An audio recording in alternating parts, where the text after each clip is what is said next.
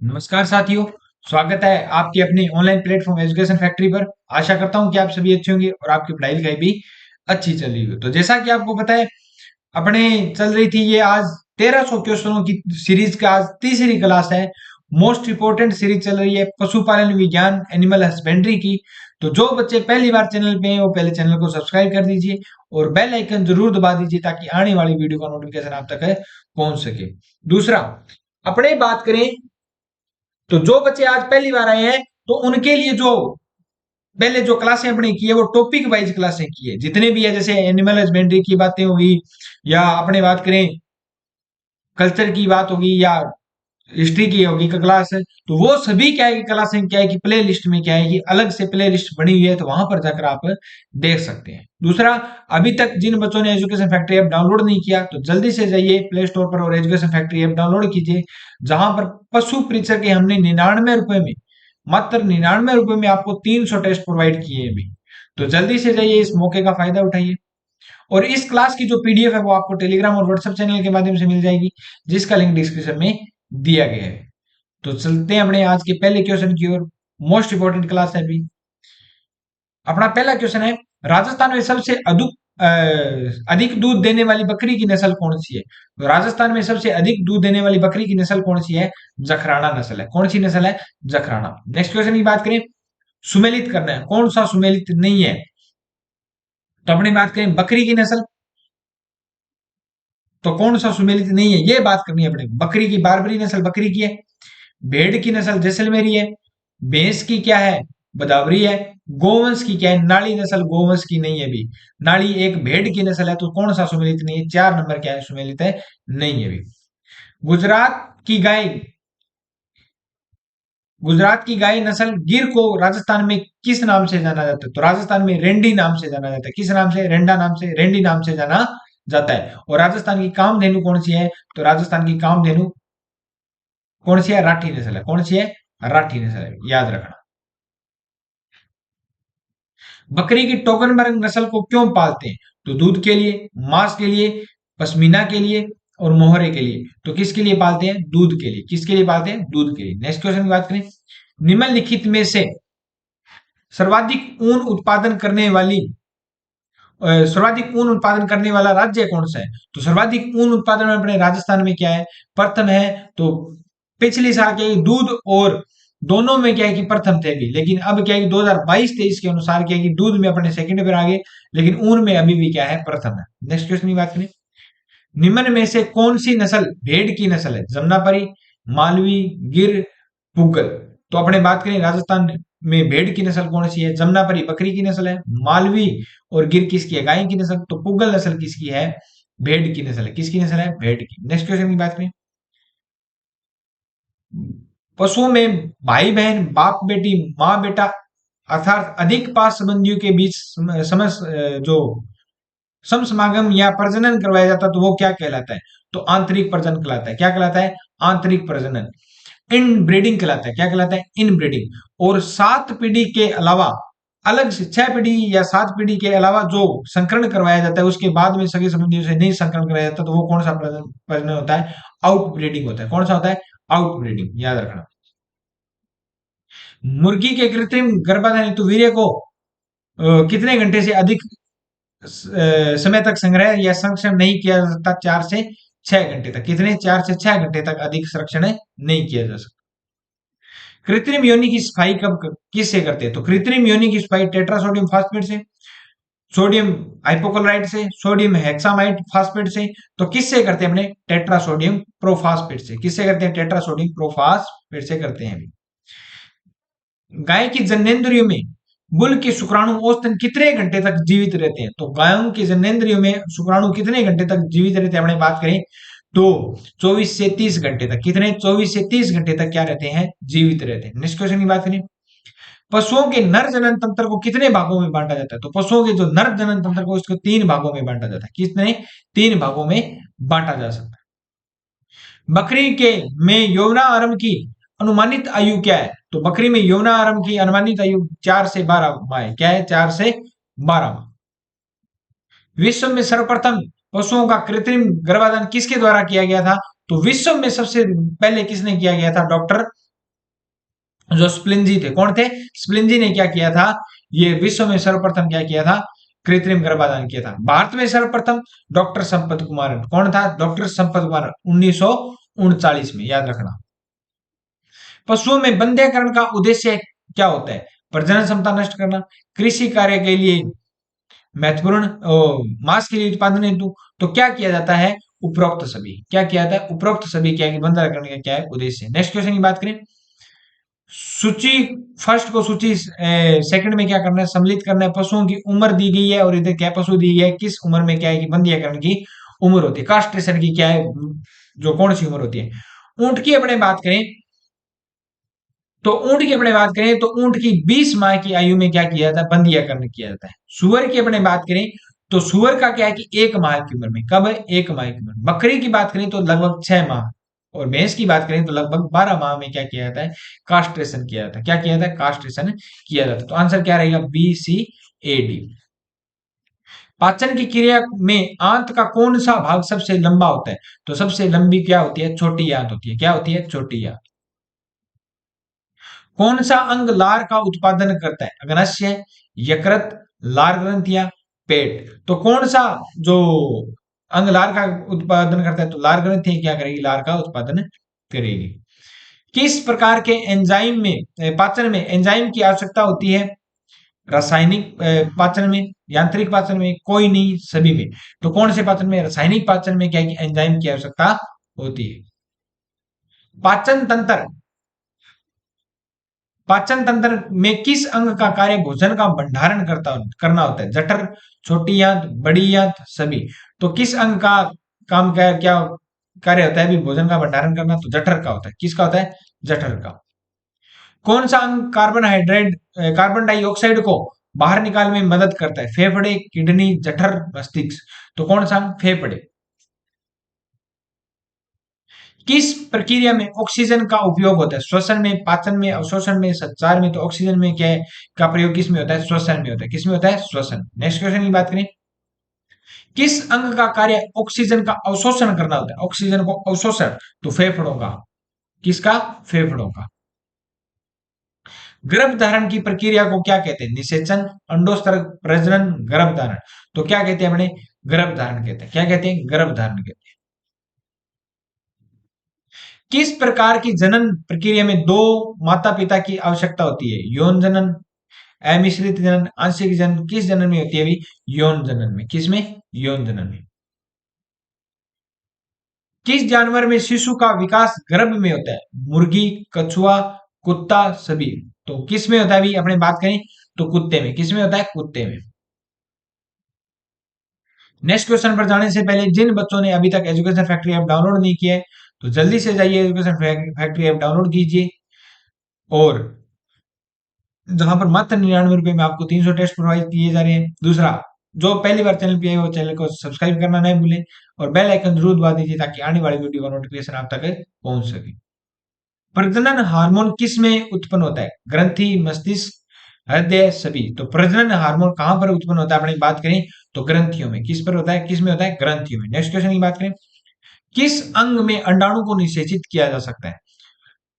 तो किस अंग में अंडाणु को निषेचित किया जाता है? गर्भाशय, अंडाशय, शुक्राशय, फेलोपियन ट्यूब। तो किस अंग में? Fallopian tube. नेक्स्ट क्वेश्चन की बात करें, किस रोग का मुख्य लक्षण डायरिया होता है? ब्रूसोलिसिस, बोटुलिज्म, टिटनस, सभी। तो किस अंग का कार्य होता है? ब्रूसोलिसिस में। डायरिया का क्या है? मुख्य लक्षण ब्रूसोलिसिस है। गायों में होने वाले प्रमुख वायरल रोग का नाम क्या है? Monkey pox, blue tongue, rabies, सभी। तो गायों में होने वाला जो वायरल रोग कौन सा है? ब्लू टंग है। कौन है? कौन सा है? Blue tongue. नेक्स्ट क्वेश्चन की बात करें, निम्नलिखित में से कौन सा रोग शरीर पर घाव लगने की वजह से होता है? थनेला, एंथ्रेक्स, टिटनस, ब्रूसोलिसिस। तो कौन सा होता है? टिटनस होता है। कौन सा होता है? टिटनस। साधारण कैल्शियम व फास्फोरस की कमी से छोटी उम्र के पक्षियों में कौन सा रोग पाया जाता है? ओस्टोमलेशिया, रिकेट्स, फैटी लिवर सिंड्रोम। तो कौन सा होता है? अभी अपने बात करें तो रिकेट्स होता है। कौन सा होता है? कैल्शियम और फास्फोरस की कमी से क्या होता है? रिकेट्स होता है। नेक्स्ट अपनी बात करें, बीमार पशुओं के लक्षण के संदर्भ में कौन सा कथन सत्य है? तो इन पशुओं के तापमान में कमी या वृद्धि हो सकती है। पशुओं में दूध उत्पादन में कमी व गुणवत्ता में निरंतर हो सकती है। इन पशुओं में जुगाली में मुंह में लार क्या है, टपकती रहती है। तो इसका सही आंसर क्या होगा, उपरोक्त सभी होगा। क्या होगा, उपरोक्त सभी। नेक्स्ट क्वेश्चन की बात करें, रानीखेत रोग में किस प्रकार का टीकाकरण किया जाता है। तो रानीखेत रोग विषाणु से होता है और किस में होता है, मुर्गियों में होता है। और इसको दूसरा नाम क्या है, न्यू कैसल डिजीज। क्या नाम है, न्यू कैसल डिजीज नाम है, भी याद रखना। और इसमें कौन से टीका लगाया जाता है, तो याद रखना कि इसमें जो टीका लगाया जाता है वो मुक्तेश्वर वैक्सीन का क्या लगाया जाता है, टीका लगाया जाता है। गायों के गलघोटू का टीकाकरण कब किया जाता है, याद रखना, most most most important question है। गायों के गलघोटू का टीकाकरण कब किया जाता है। गलघोटू जो फुट एंड माउथ डिजीज है उसमें क्या है कि खुरपका मुंह पका में मई जून में किया जाता है। और गलघोंटू का जो टीकाकरण है वो कब किया जाता है, अपनी बात करें तो मई जून में किया जाता है। क्या किया जाता है, मई जून में किया जाता है। किस जानवर के आवास में मिट्टी का उपयोग होता है, भालू, कुत्ता, मछली, सभी। तो किसके आवास में, कुत्ते में। किसमें, कुत्ते के आवास में मिट्टी का उपयोग होता है। गायों के लिए आवास की सबसे अच्छी विशेषता क्या होती है, छोटा होना, खुला होना, आरामदायक होना और गंदा होना। तो कौन सा होना, ये अपने बात करें तो कौन सी विशेषता होती है, आरामदायक होता। क्या होता है, आरामदायक होना जरूरी है। गौशाला में पशुओं के आसपास कितने डिग्री तापमान होना चाहिए, 10 से 15 डिग्री, 15 से 25 डिग्री, 25 से 32 डिग्री, 32 से 42 डिग्री। तो कितना तापमान होना चाहिए, अपनी बात करें 25 से 32 डिग्री। कितना होना चाहिए, 25 से 32 डिग्री।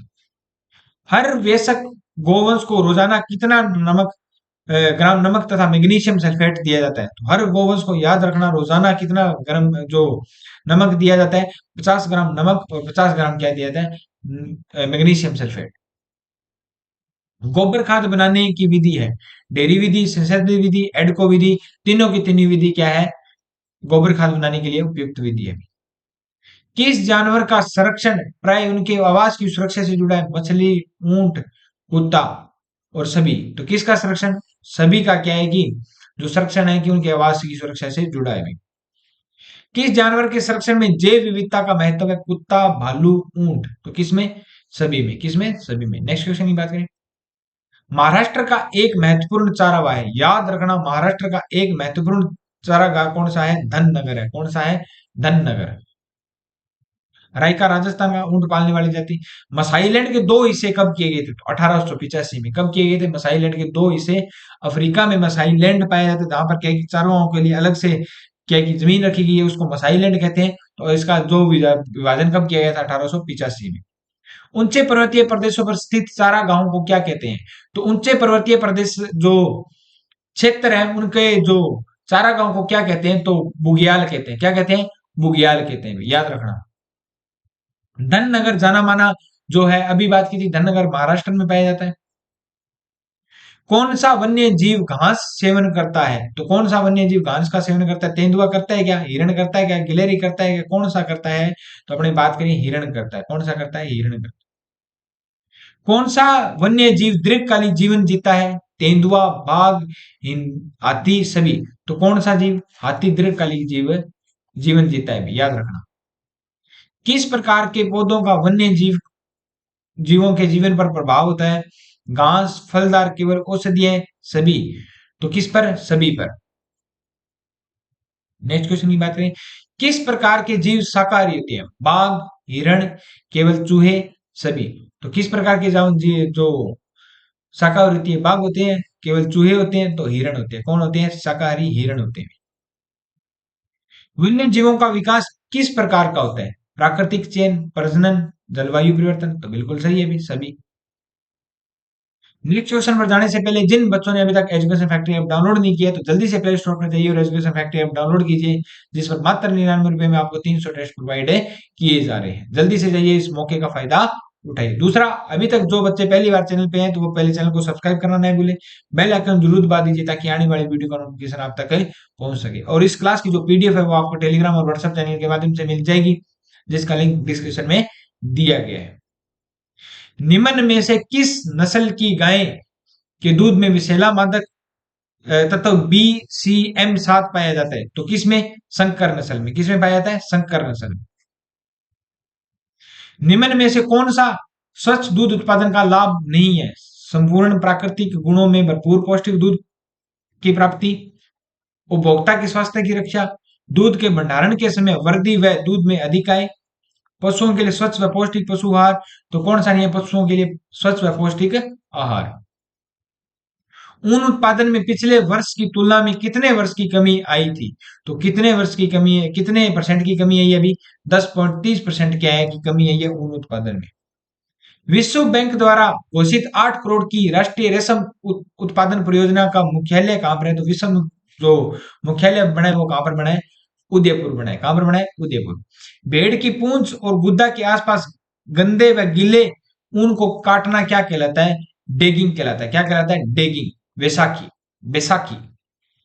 निम्न में से कौन सा अभ्यास प्लास्टिक प्रदूषण को कम करने में मदद करता है? शॉपिंग बैग का पुनर्उपयोग, पुनः उपयोग, प्लास्टिक कूड़ा उठाना, स्टील, कांच या बांस के भूसे का उपयोग करना। तो कौन सा होता है? अपनी बात करें तो उपरोक्त सभी। कौन सा होता है? उपरोक्त सभी। नेक्स्ट क्वेश्चन की बात करें, पशु खरीदते समय ध्यान रखने वाली कौन सी बात सही नहीं है? कम उम्र के ब्याए हुए पशु खरीदने चाहिए, पशु का स्वभाव उग्र होना चाहिए, अयन न तो ज्यादा लटका हो और न ही क्या होना चाहिए? छोटा होना चाहिए। और कौन क्या होना चाहिए? पशु का स्वभाव उग्र ना होना चाहिए भी।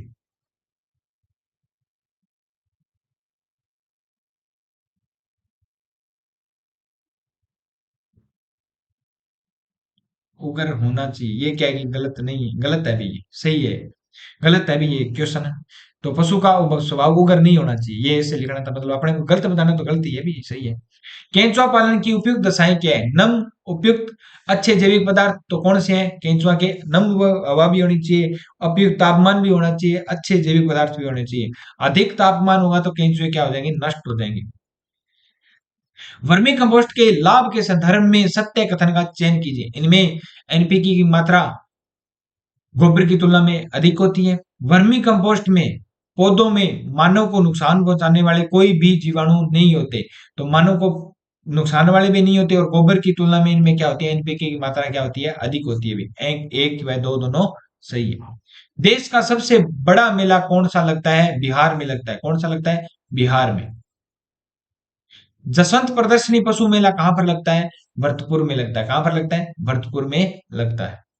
पशुओं की आयु ज्ञात करने की विधियां कौन कौन सी है? खुर देखकर, त्वचा देखकर भी, सींग देखकर भी। तो उपयुक्त सभी इसका क्या है? आंसर है। ईफर के वजन में ईफर के शरीर का वजन कितना होने पर वह प्रजनन के योग्य हो जाती है? 250 से 270। 250 से 270 इसका क्या होता है? वजन होता है।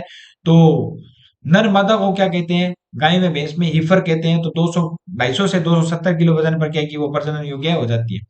गाय में भैंसों में तीसरे से पांचवें ब्यात में दूध का उत्पादन क्या होता है? तो दूध का उत्पादन स्थिरता होती है, और पहले से तीसरे ब्यात में क्या होती है? वृद्धि। पहले से तीसरे ब्यात में, याद रखना। गाय में भैंस में अगर चवर्णक व चवर्णक दांतों की संख्या कितनी होती है? तो कितनी होती है अपने बात करें तो 24 होती है। कितनी होती है? 24 होती है। छह छह जोड़ी पाई जाती है, तो कितने होते हैं? 12 जोड़ी। कितनी होती है? 12 जोड़ी। अगर चवर्णक 12 जोड़ी मतलब 6 जोड़ी मतलब 12 दांत, और प्रीमोलर अगर चवर्णक और चवर्णक 12, 6 जोड़ी मतलब 12 दांत, तो कुल दांत कितने हैं? 24। और दांतों की मतलब संख्या कितनी है? तो 12 जोड़ी होती है। कितनी होती है? 12 जोड़ी। राजस्थान डेयरी अनुसंधान किस संस्थान पर है?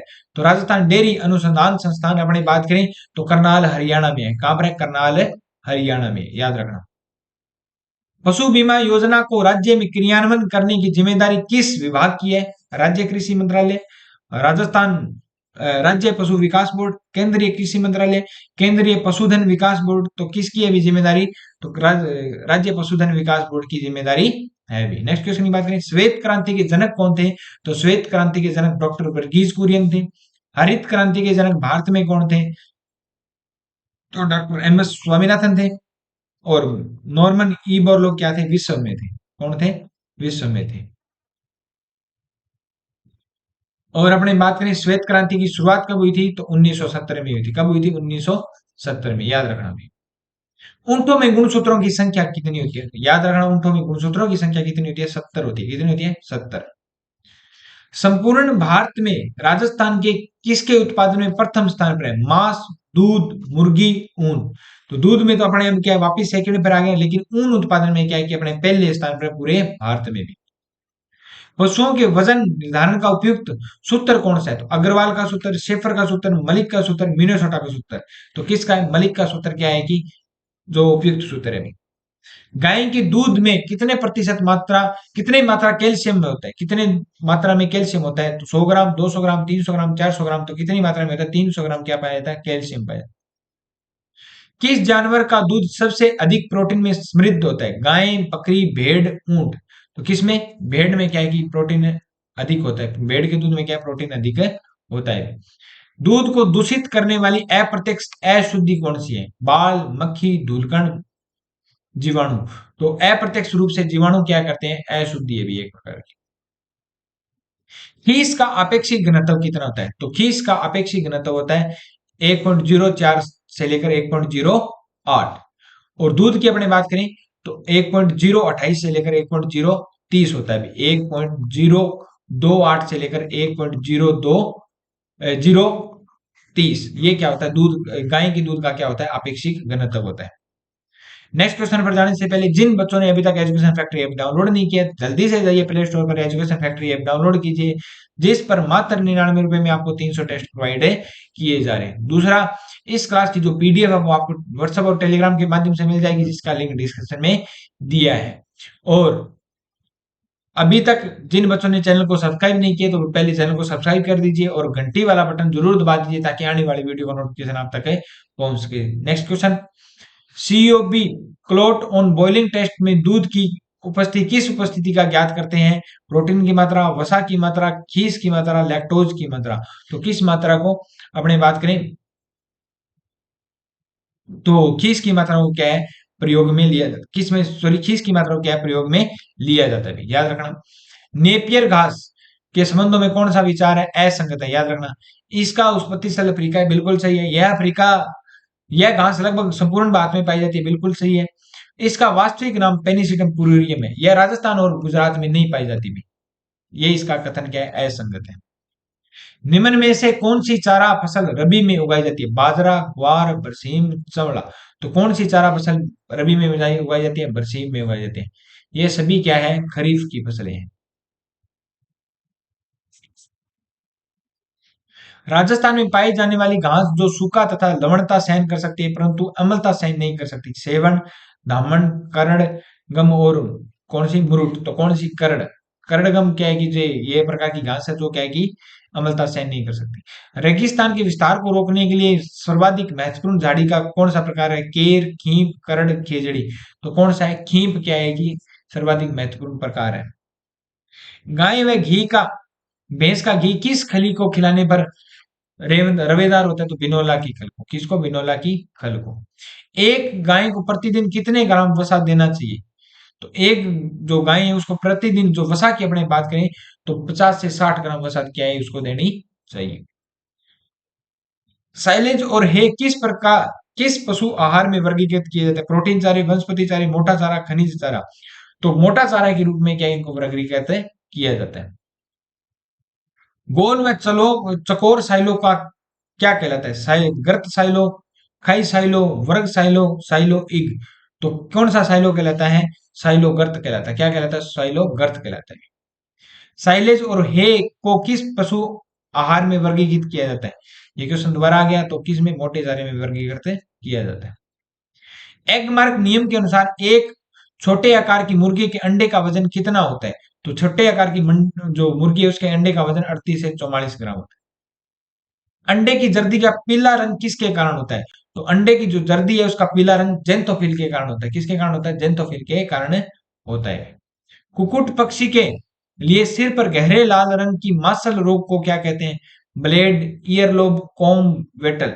तो क्या कहते हैं? अपने कॉम्ब कहते हैं। क्या कहते हैं? कॉम्ब। ब्रूडर के नीचे प्रति चूजा कितने वर्ग स्थान की आवश्यकता होती है? 3 वर्ग, 8 वर्ग इंच, 6 वर्ग इंच, 7 इंच। तो कितने वर्ग की आवश्यकता होती है? 6 वर्ग इंच की क्या हो सकती है? ब्रूडर में चूजा वर्ग की स्थान की आवश्यकता होती है। कौन सी नस्ल मुर्गी की त्वचा का रंग पीला होता है? तो कौन सी? प्लाइमोथ रॉक, एनकोवा, ब्रह्मा और रेड कॉर्निश। तो कौन सी नस्ल का? रेड कॉर्निश का। याद रखना, रेड कॉर्निश नाम है उसकी, त्वचा का रंग लाल नहीं होता, पीला होता है। डी बकिंग की क्रिया कितने समय में चूजों में की जाती है? तो डी बकिंग की क्रिया जो चूजों में कितने समय में की जाती है? 14 से 15 सप्ताह में। 14 से 15 मतलब डी बकिंग, चोंच काटना। मुर्गियों के समूह को क्या कहा जाता है? तो फ्लॉक, झुंड, हर्ड। तो क्या कहा जाता है भाई? फ्लॉक कहा जाता है। क्या कहलाता है? फ्लॉक कहा जाता है। हर्ड किसको? गाय और भैंस के जो झुंड होता है उसको क्या कहते हैं? हर्ड कहते हैं। भेड़ को परजीवियों का म्यूजियम कहते हैं, बिल्कुल सही। वातावरण के प्रति बहुत संवेदनशील होता है। शुष्क व शीतोष्ण जलवायु में भेड़ के विकास हेतु क्या है? उपयुक्त है। तो क्या है उपयुक्त है? तो अपने एक दो तीन, इन तीनों की तीनों क्या है? सही है। भारत में मुख्य रूप से कौन सी भैंसों को पाला जाता है? स्वेप, एशियन, रिवर और जंगली। कौन सी भैंसों को? रिवर भैंसों को क्या है? पाला जाता है। ऊंट को राज्य पशु का दर्जा कब दिया गया था? तो याद रखना, दो कब दिया गया था? 2014। तो याद ही रखना, अगर 2014 आएगा तो 30 जून को दिया गया था। कब दिया था? 30 जून 2014 को। मांस व ऊन दुग्ध उत्पादन हेतु बकरी की कौन सी नस्ल उपयुक्त मानी गई है? सिरोही, मारवाड़ी, मारवाड़ी, शेखावाटी, जखराना। मांस और दूध दोनों। दूध के लिए जखराना है, और द्विप्रयोजनी नस्ल कौन सी है? तो अपने बात करें मालपुरा नस्ल। कौन सी? सॉरी, सिरोही नस्ल है। कौन सी नस्ल है? सिरोही नस्ल है। नमदा बनाने के लिए भेड़ की कौन सी नस्ल की ऊन काम में ली जाती है? मारवाड़ी, अविका कालीन, मेरिनो, मालपुरा। तो कौन सी? मालपुरा नस्ल की क्या है कि ऊन काम में ली जाती है। नाचना किस की नस्ल है? तो नाचना ऊंट की नस्ल है। नाचना एक गांव भी है अभी जैसलमेर में, याद रखना। भेड़ में मैथुन की क्रिया को क्या कहते हैं? तो भेड़ में मैथुन की क्रिया को क्या कहते हैं? टपिंग कहते हैं। क्या कहते हैं? टपिंग कहते हैं। सर्विंग किस में कहते हैं? गाय और भैंस में कहते हैं। गाय की नागौरी नस्ल का मुख्यतः किस लिए उपयोग में किया जाता है? द्विप्रयोजनी नस्ल, दुधारू नस्ल, प्रारूप नस्ल, और किसके रूप में? प्रारूप नस्ल के रूप में प्रयोग किया जाता है। ये अपने 100 क्वेश्चनों की सीरीज यहीं पे समाप्त होती है। मिलते हैं नेक्स्ट क्लास में, और जल्दी से एजुकेशन फैक्ट्री आप डाउनलोड कीजिए, और जो चैनल पे आए हो पहले चैनल को सब्सक्राइब कर दीजिए, और बेल आइकन जरूर दबा दीजिए ताकि आने वाली वीडियो का नोटिफिकेशन आप तक पहुंच सके। दूसरा, इस जो क्लास की पीडीएफ है वो आपको टेलीग्राम और व्हाट्सएप चैनल के माध्यम से मिल जाएगी, जिसका लिंक डिस्क्रिप्शन में दिया गया। मिलते हैं नेक्स्ट क्लास में। जय हिंद, जय भारत।